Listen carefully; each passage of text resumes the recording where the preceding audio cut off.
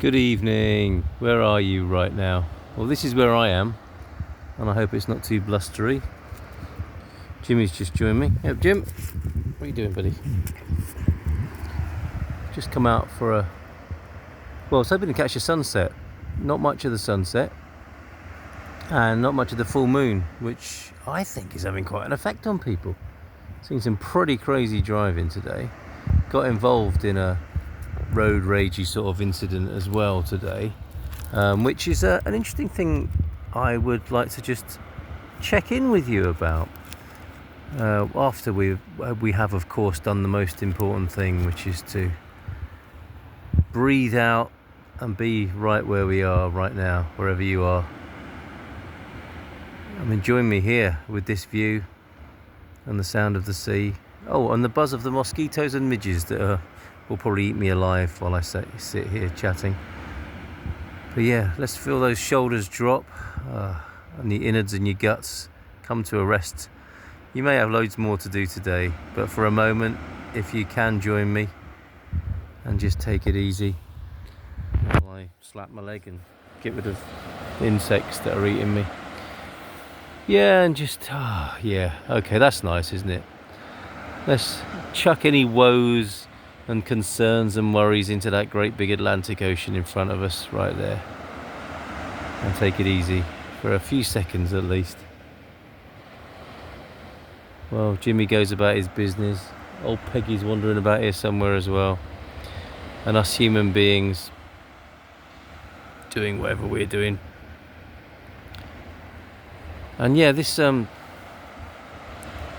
actually, I wonder if it's possible to relax and just be easy and open, enjoy the view, enjoy the sounds, and reflect with me on a few things that have come together in this last little while, last couple of days or so, 2 or 3 days. I've come across this thing called Wetiko, which is supposed to be this great big mind virus that's affecting human beings to an extraordinary extent, and it makes a lot of sense to me actually, although I would see it as a kind of mythological archetypal thing, and to me it's just basically how the mind and thinking is the virus, how people are thinking all the time and how that is a generally downward spiral. And if you want to take it a stage further, I guess, into these sort of matrixy ideas of how the darker forces of life, existence, whatever you want to call it, are fed by human suffering. And it's a spiral.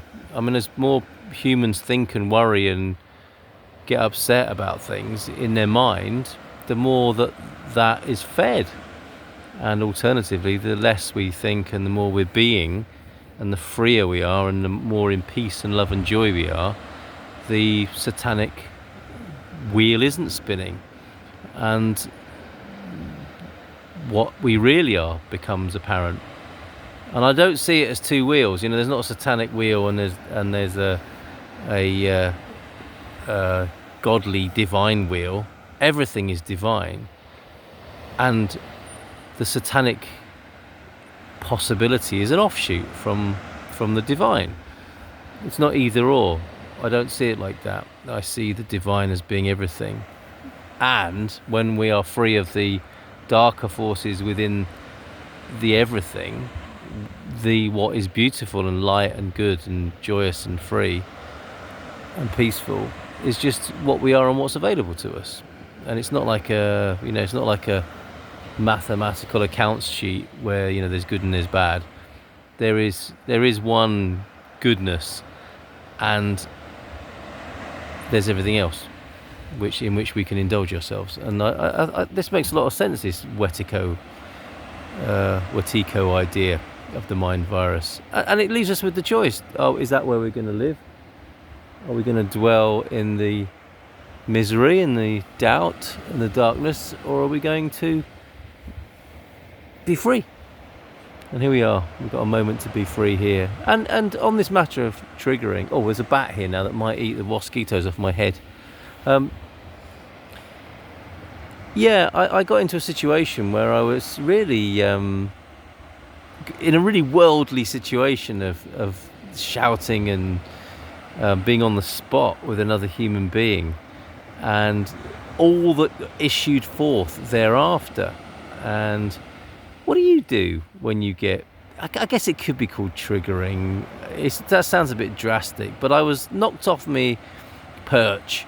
I had some of my stuffing pulled out. I was pulled into my conditioning and my emotional responses rather than being free and clear and clean.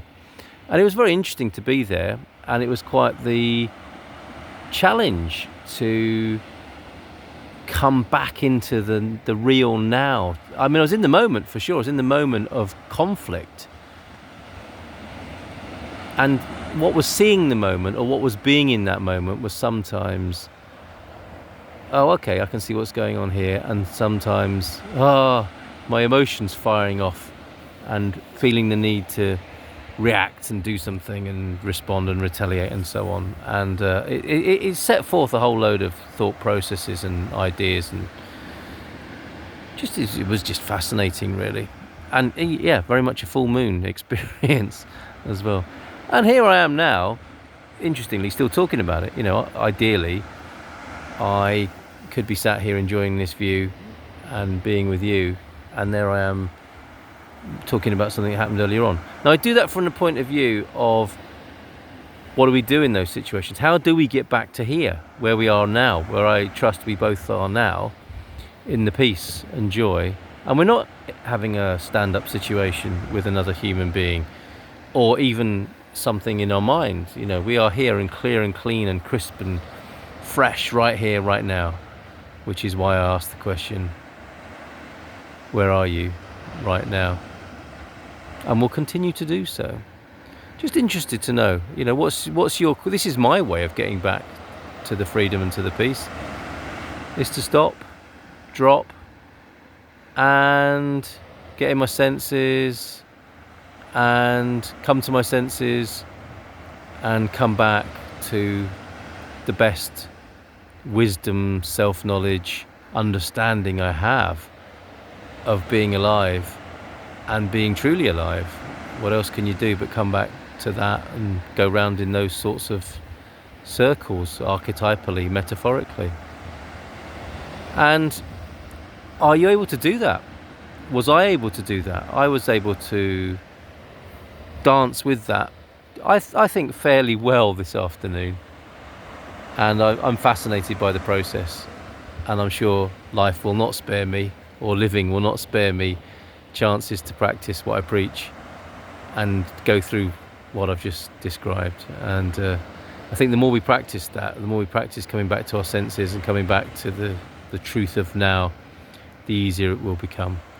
And the opposite is true. The more we feed the darkness, the more we think, the more we worry, the more anxious we become, the more the satanic wheel spins and the mind virus gets a feed of you, and it will take as much of you as you wish to give, as it seems to be doing in our common culture right now.